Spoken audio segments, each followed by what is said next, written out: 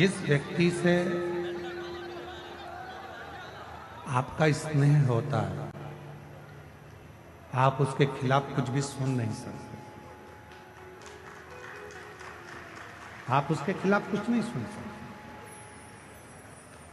क्योंकि आपका प्रेम उसके प्रति हो गया, आपका स्नेह उसके प्रति हो गया। आप कैसे सुन? जितनी मेरी जीजियां बैठी हैं, जितने मेरे जीजा बैठे हैं, जितनी मेरी माताएं बैठी हैं, जितने मेरे भाई बैठे हैं, जितने मेरे जीजा बैठे हैं, जितने मेरे बुजुर्ग माता पिता बैठे हैं, आप सब जरा विचार करके एक बेटा कोई गलती करता है और लोग आकर बता देते हैं। एक बेटा गलती करता है और किसी ने आकर बताया कि तुम्हारे बेटे ने ये गलती करी है, तुम्हारे बेटे ने ऐसा कर दिया, तुम्हारे बेटे ने वैसा कर दिया, तुम्हारा बेटा ऐसा गलत कर रहा है। माँ मानने को तैयार है कि मेरा बेटा ऐसा कर सकता है।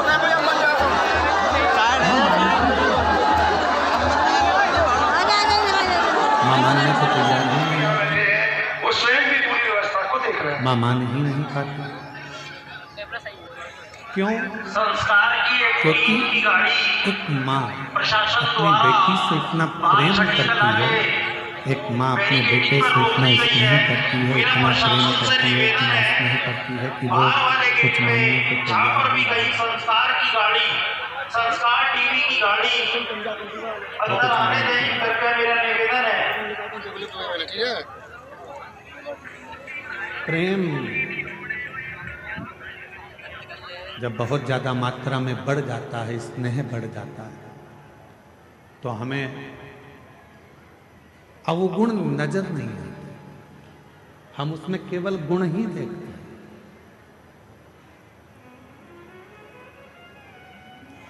हम उसमें अवगुण नहीं देख रहे हैं, हम केवल उसमें गुण देख रहे हैं। हम आपसे एक बात पूछें, जरा उत्तर दें। मेरा निवेदन है, मुझे तुम्हारे लड़के की शादी पक्की हुई,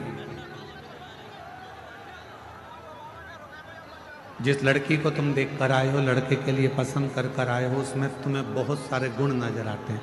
आते से कहते गुरुजी इतनी अच्छी लड़की है, एकदम बढ़िया, दिखने में भी सुंदर है, एजुकेशन अच्छी है, पढ़ाई अच्छी है, हाइट पर्सनालिटी अच्छी है, बोलने चालने में अच्छी है, वो सब तरह से श्रेष्ठ है।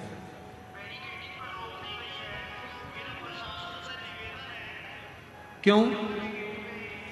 क्योंकि आपने उस लड़की में गुण ही गुण देखे, इसलिए आपको उसमें केवल गुण ही गुण नजर आ रहा है, केवल गुण ही गुण नजर आ रहा है। और कुछ समय के बाद जब लड़की शादी कर कर आपके घर में आ जाती है, विवाह कर कर आ गई, 2-4 साल निकल गए, फिर उसके सारे गुण कहाँ चले जाते हैं? अब आप उसमें गुण नहीं देख रहे, आप उसमें अब दिन भर सुबह से शाम तक अवगुण ढूंढने का प्रयास कर। दिन भर हम उसमें अवगुण ढूंढ रहे हैं, दिन भर हम उसमें अवगुण देख रहे हैं, हम उसमें गुण नहीं ढूंढ पा रहे, हम उसमें अवगुण ढूंढ रहे। पहले वही बहू 7 बजे उठकर आती थी तो तुम कुछ नहीं कहते थे, अब वही बहू 7 बजे उठती है तो तुम्हें लगता है कि बहुत देर से उठ रही। लड़की वही है, पहले हमने उसमें केवल गुण देखा और अब हम उसमें अवगुण देख रहे हैं। अब हम उसमें गुण नहीं देख पा रहे, अब हम उसमें अवगुण देख रहे हैं। थोड़ा सा भी भोजन बिगाड़ दिया, थोड़ा सा भी भोजन बिगाड़ दिया तो कह दिया तुम्हारे बाप ने यही सिखाया। और पहले तो अगर वो थोड़ा सा भी भोजन कुछ बनाकर तुम्हारे सामने ला देती थी तो तुम उसमें ही प्रसन्न हो जाते थे कि इतना अच्छा भोजन बनाया, इतना श्रेष्ठ भोजन बना है, तुम उसमें भी प्रसन्न हो जाते थे। अब तुम्हें उसमें अवगुण दिख रहा है। यहां जितने बैठे हैं, यहां मेरी जितनी भी माताएं बैठी हैं, जितने भी पिता बैठे हैं, मैं आप सबसे एक निवेदन करूं, उत्तर दीजिएगा जरा से।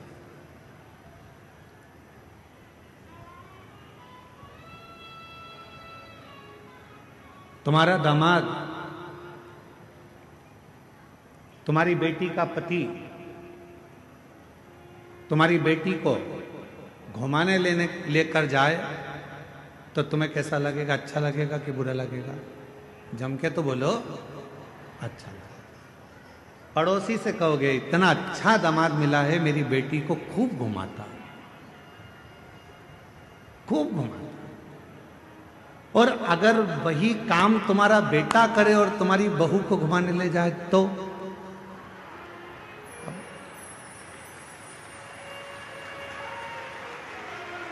विचार करो। दामाद बेटी को अगर तुम्हारी बेटी को सोने की रकम दामाद दिलाए तो मेरा दामाद हीरा है। अभी दिवाली पर उसने मेरी बेटी को सोने का हार दिलाया, रानी हार दिलाया।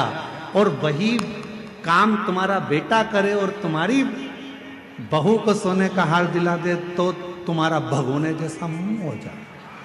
जैसे तुम्हारी बेटी है वैसे ही तुम्हारी बहू भी तो किसी की बेटी है, वो भी तो बेटी है।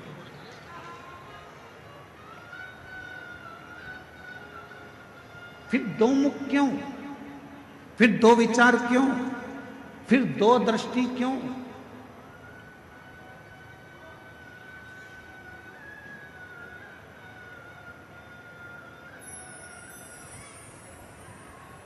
गणेश जी की कितनी धर्म पत्नियां हैं? जम के बोलो जरा। दो। क्या नाम है? सिद्धि। किसी ने शंकर भगवान से कभी पूछा कि भोलेनाथ जी, आपने अपने गणेश जी के लिए, बेटे के लिए दो पत्नी क्यों ढूंढी?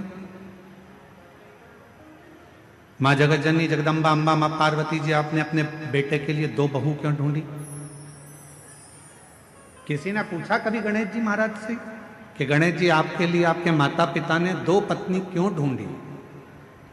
क्या आपके लिए एक धर्म पत्नी श्रेष्ठ नहीं थी? फिर आपने दो पत्नियों को क्यों धारण किया, दो पत्नी क्यों रखी? तो कोई देव अधिदेव महादेव से पूछे तो देव अधिदेव महादेव एक बात कहते हैं कि मैंने अपने पुत्र गणेश के लिए दो पत्नियां इसलिए ढूंढी हैं क्योंकि गणेश जी को बुद्धि का देव कहा जाता है और बुद्धि कभी भी इधर उधर भटके ना। दोनों ओर अगर बुद्धि जाए भी तो दोनों ओर रिद्धि और सिद्धि होना चाहिए, दोनों ओर बुद्धि को संभालने के लिए।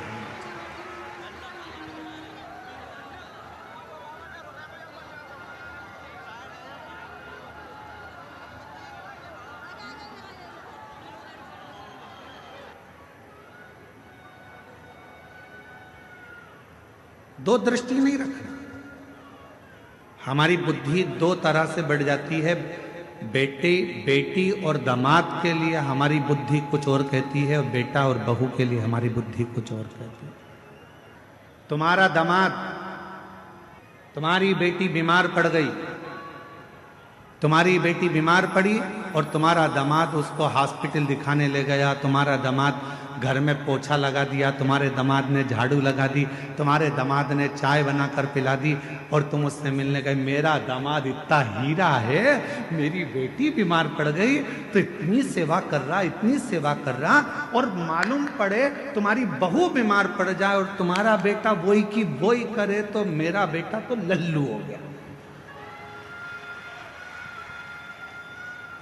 दिन भर उसमें लगा।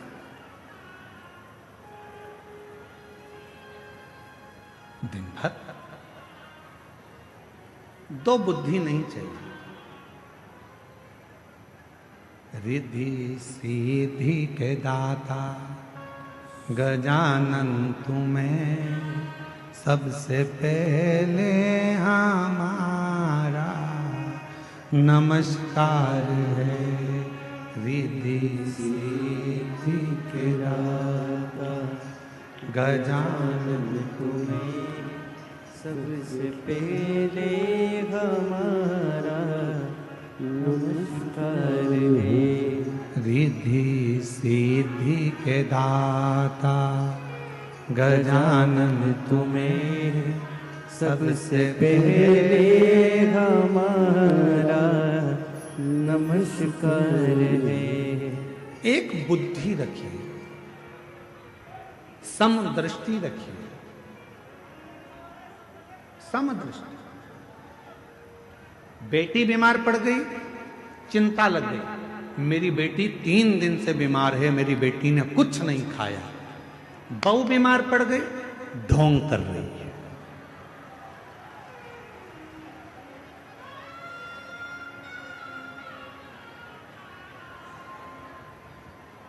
दो बुद्धि नहीं चाहिए,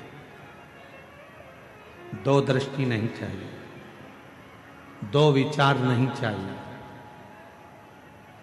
एक मन, एक बुद्धि, एक चित्त, एक विचार, समभाव होना चाहिए।